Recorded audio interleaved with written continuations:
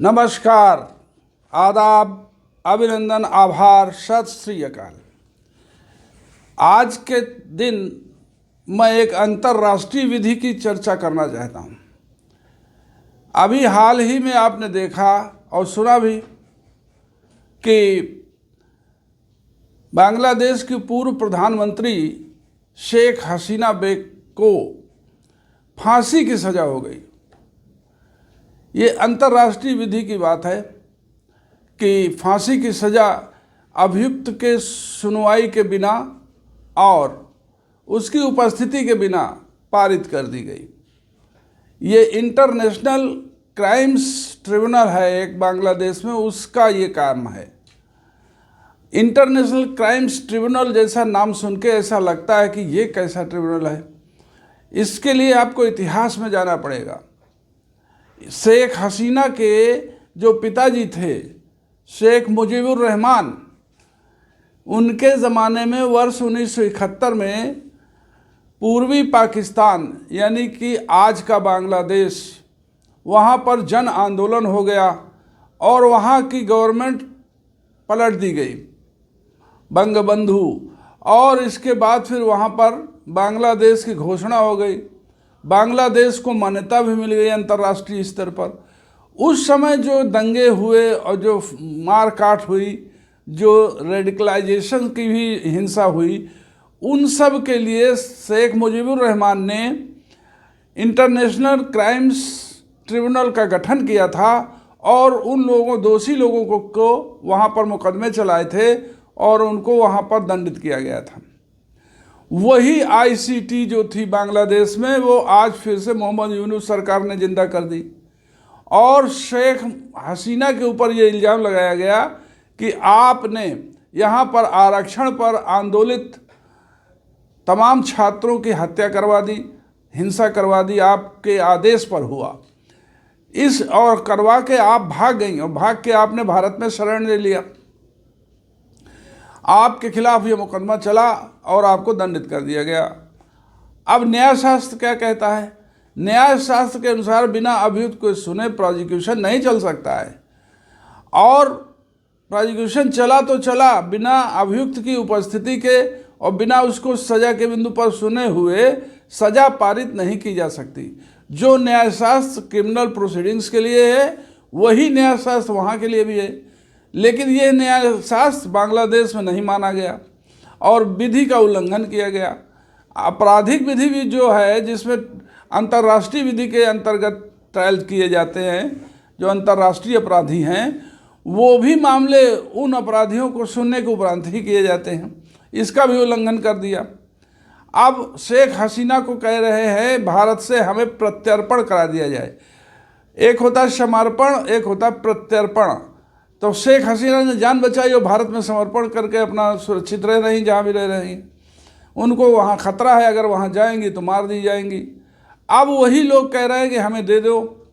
यहाँ पर आती है अंतर्राष्ट्रीय विधि। अंतर्राष्ट्रीय विधि न्यायशास्त्र पर भी हुई और अंतर्राष्ट्रीय विधि यहाँ भी हुई। इस पर इसलिए चर्चा कर रहे हैं कि पीसीएसजे, एचजेएस, आईएएस, पीसीएस एग्जीक्यूटिव, जितने भी परीक्षाएं, प्रतियोगी परीक्षाएं हैं, सब में ये प्रश्न पूछा जा सकता है कि अभियुक्त को सुने बगैर क्या सज़ा दी जा सकती है। तो वहाँ पर क्या उत्तर होगा? क्या इसका कोई अपवाद है? अपवाद भी नहीं है। तो फिर क्या ऐसा कोई उदाहरण है कि बिना सुने दिया गया? तो ये उदाहरण है। और वहाँ पर इसीलिए इसकी चर्चा करना जरूरी है कि ये इंटरव्यू में भी पूछा जा सकता है। अब जब इनको सज़ा हो गई तो इनके पास दो विकल्प हैं। एक विकल्प है जो दोनों देशों की प्रत्यर्पण संधि पर निर्भर करता है, और दूसरा विकल्प ये है कि वहाँ जाएं और सुप्रीम कोर्ट में इसकी अपील करें, इस जजमेंट की, वहाँ की सुप्रीम कोर्ट, बांग्लादेश की सुप्रीम कोर्ट में, अथवा तो इसके लिए इंटरनेशनल कोर्ट ऑफ जस्टिस में जाएं और वहाँ इस पर विचारण के लिए अपनी बात कहें। तो ये जो अपील और उसकी पुनर्विलोकन की जो बात है, ये इनके जाने पर होगा। अब जैसे ही ये जाएंगे वैसे दो झंझट पैदा हो जाएंगे, एग्जीक्यूशन ऑफ जजमेंट और अपील क्या सुना जाए। ये भी जब उनको करने नहीं है तो इसका भी उल्लंघन कर देंगे, कहेंगे नहीं नहीं अब तो ये आ गई, जैसे इनका जो भी होना है जजमेंट उसकी एग्जीक्यूशन होना है। अब इस एग्जीक्यूशन के आधार पर इनको वहाँ क्या होगा भैया, जब फांसी की सज़ा हो जाएगी, टांग दी जाएंगी बस में। तो अब ये प्रत्यर्पण की बात कर रहे हैं, भारत से कह रहे हैं हमको हमारा अपराधी दे दो। अब यहाँ प्रश्न उत्पन्न होता है कि अपराधी हैं भी, ये कैसे माना जाए कि ये अपराधी हैं? आपके केवल निर्णय करने, आपके आईसीटी में भी जो लोग बैठे हैं वो बांग्लादेश के ही जजेस हैं और उन्हीं का निर्णय है और एक पक्षी निर्णय बिना सुने हुए है। तो आरडी पर्टन ऐसे जजमेंट में कैसे इनकी सुनवाई करके आपको हम दे दें?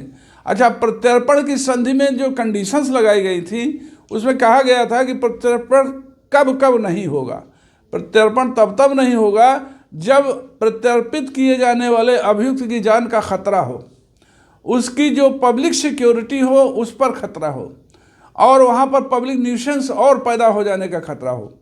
पब्लिक न्यूसेंस तो अभी पैदा हो गया, वहाँ तनाव पैदा है।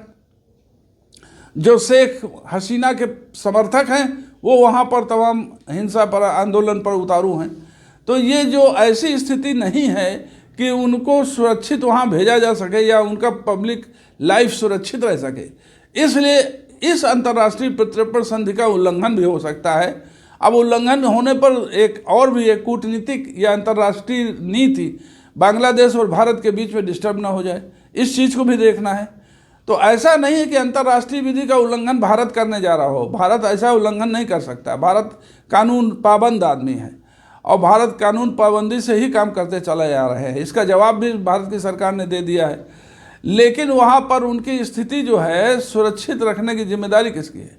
ये जिम्मेदारी तो उन्हीं की है। वो जिम्मेदारी नहीं ले रहे इस चीज़ को, वो जजमेंट को एग्जीक्यूट करने पर उतारू हो गए हैं। तो ये अंतर्राष्ट्रीय परिस्थितियाँ ऐसी उत्पन्न हो गई। अब देखा जाए कि ये परिस्थिति उत्पन्न क्यों हुई। जो अभी मैंने पिछले वीडियो में जेन जी आंदोलन का वर्णन किया था, वह जेन जी आंदोलन बांग्लादेश में हुआ। सारे स्टूडेंट्स जो जनरेशन जेड वाले थे वो सड़क पर आ गए, उन्होंने कब्जा कर लिया और उनको भागना पड़ा। इनके आवास पर कब्जा कर लिया। यही हुआ था श्रीलंका में, राष्ट्रपति के आवास पर कब्जा कर लिया था। यही हुआ था अभी बीच में भारत में, लद्दाख से वो चले थे तमाम आंदोलन कर जेन जेड का हाल मैंने अपने वीडियो में पिछले में बताया है। यही अभी मैक्सिको में हो गया, अमेरिका में, पेरू में यही हुआ था, नेपाल में यही हुआ। तो अब क्या यही सब डिसीजन करेंगे जेन जेड वाले ही लोग करेंगे? और सत्ता के परिवर्तन का इनके ऊपर जुनून है।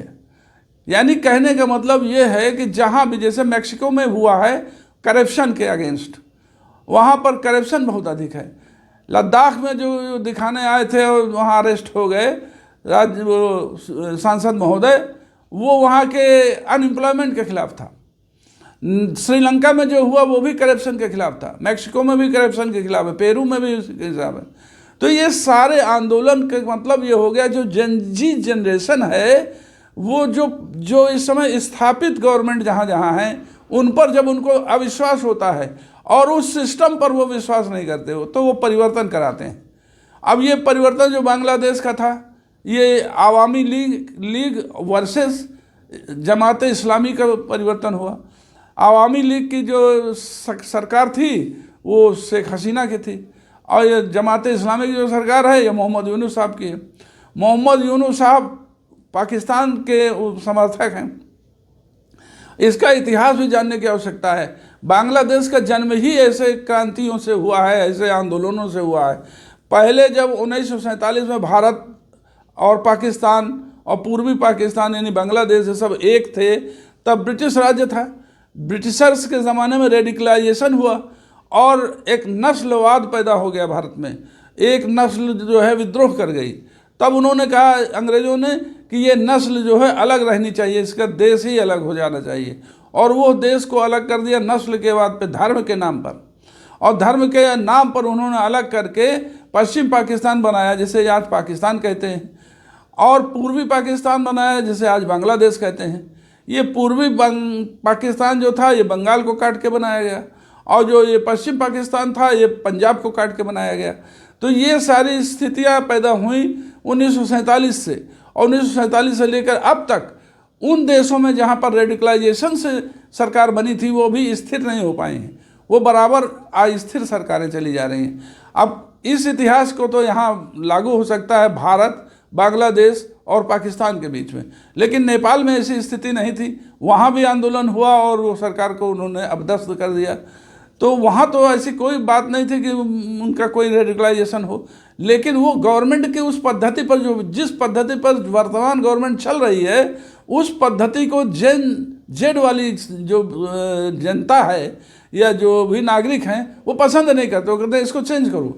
अपने चेंजिंग को लेकर के, चेंजिंग के आकांक्षा को लेकर के वो इसको पैदा कर देते हैं। वही चीज़ हुई बांग्लादेश में।